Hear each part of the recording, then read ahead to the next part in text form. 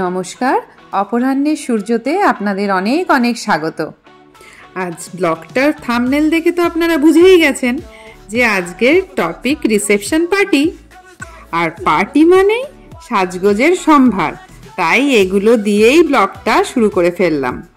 ও, আপনাদের তো বলাই হয়নি যে রিসেপশনটা কার।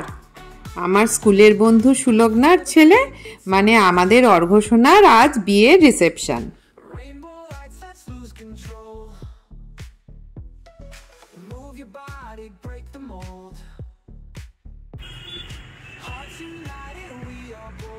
এসে পৌঁছে গেছি আলাপ ব্যাংকুয়েটে। এটা ডানলপ রথতলা ছাড়িয়ে একটু গেলেই বিটি রোডের ওপরেই পড়ে। ঢোকার আগেই আমার অপরাহ্নের সূর্য পরিবারের নতুন পুরনো সব বন্ধুদের জানাই অভিনন্দন।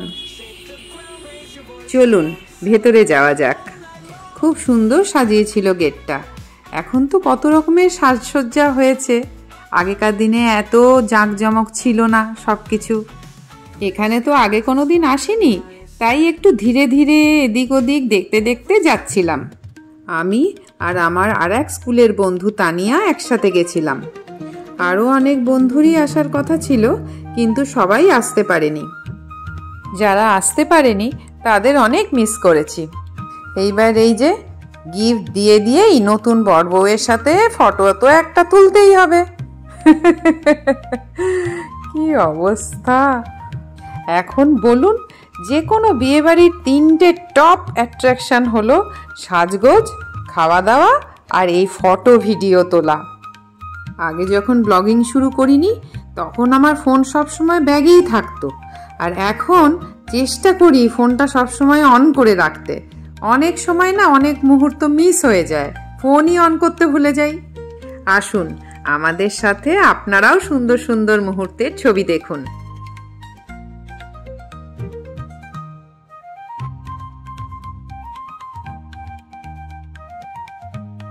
কি ভালো লাগে না বিয়ের ছবি দেখতে।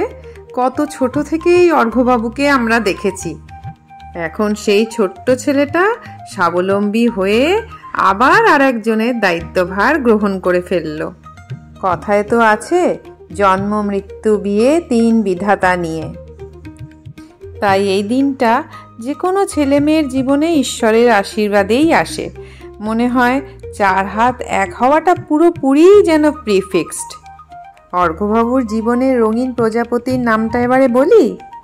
ওর নাম ইমন, ভালো নাম উপাসনা, অর্থাৎ সায়ন্তন উপাসনা ওরফে অর্ঘ্য ইমন।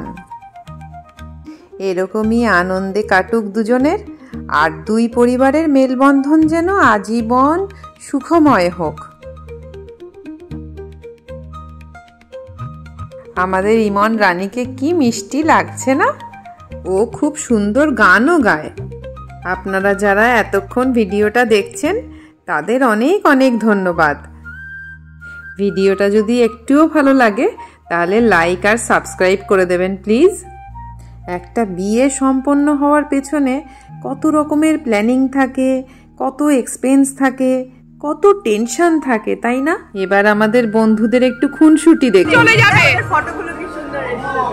আর ওরে বাবা, এগুলো কি ব্লগে দেব?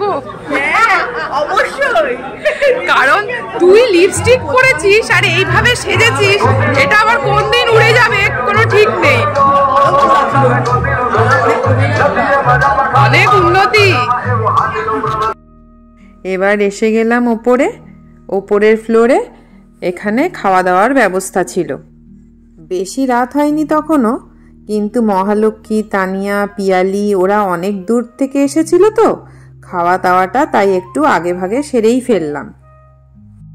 এটা স্যালাড কর্নার। এখানে নানা রকমের স্যালাডের সাথে হোয়াইট সস, পাস্তা, নুডলস এগুলোও ছিল।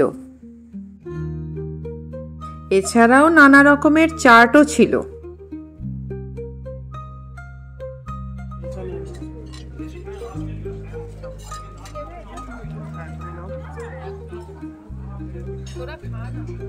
যদিও এগুলো আমরা চার বন্ধু কেউ কিছু নিইনি, কচি কাচাদের ভিড় বেশি ছিল এখানে। এদিকে ছিল ভেজ কাউন্টার। এইদিকে কেউ আসছে না না। এদিকে ভিড় যদিও কম ছিল, কিন্তু আমার ওই বন্ধু তানিয়া ও কিন্তু ভেজ খায়, ও সব খাচ্ছিল ওখান থেকে। আমিও এক রাউন্ড দিয়ে নন ভেজ কাউন্টারেই চলে এলাম। এখানে ছিল হিঙের কচুরি, ফিশ স্টাফড আলুর দম, ফিশ তন্দুর, বাটার রাইস, সর্ষে পাবদা, বাসন্তী পোলাও আর মাটন কষা। প্রথমেই একটা কচুরি আর ফিশ স্টাফড আলুর দম নিয়েছিলাম। খুব টেস্টি হয়েছিল। কচুরিটা একদম নরম, মনে হচ্ছিল চিবাতেই হচ্ছিল না। খুব সুন্দর সফট ছিল, আর আলুর দমটাও ভেতরে ভীষণ সফট জুসি, সুন্দর টেস্ট হয়েছিল।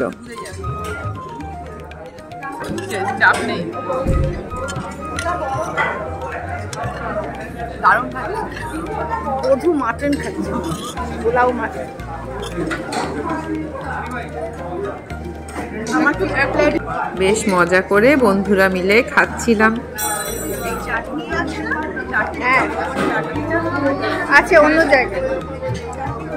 এবার মিঠাই কর্নারে চলে এলাম।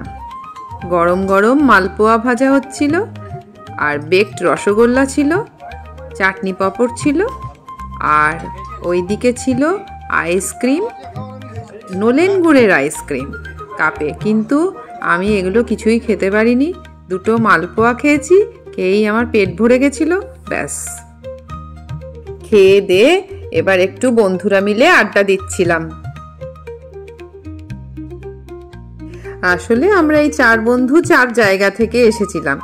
এমনিতে তো সব সময় দেখাই হয় না, যার যার সংসার নিয়ে শেষে ব্যস্ত থাকি। কত রকমের যে গল্পের টপিক আমাদের জমা থাকে, দেখুন কিভাবে হাত পা নেড়ে আমরা কত রকমের যে গল্প করছিলাম, তার ঠিক ঠিকানা নেই।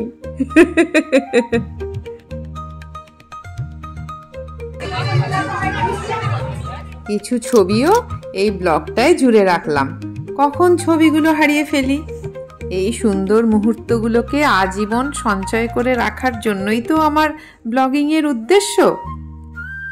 আর এই দেখুন, এই পুচকি পরীটা কি সুন্দর নিজের আনন্দে আত্মহারা ছিল। একেই বলে বাচ্চা। আজকের মতো ব্লগটা এতটুকুই রইল। দেখা হচ্ছে আপনাদের সাথে পরের ব্লগে। আপনারা ততক্ষণ সবাই ভালো থাকবেন ও সকলকে ভালো রাখবেন।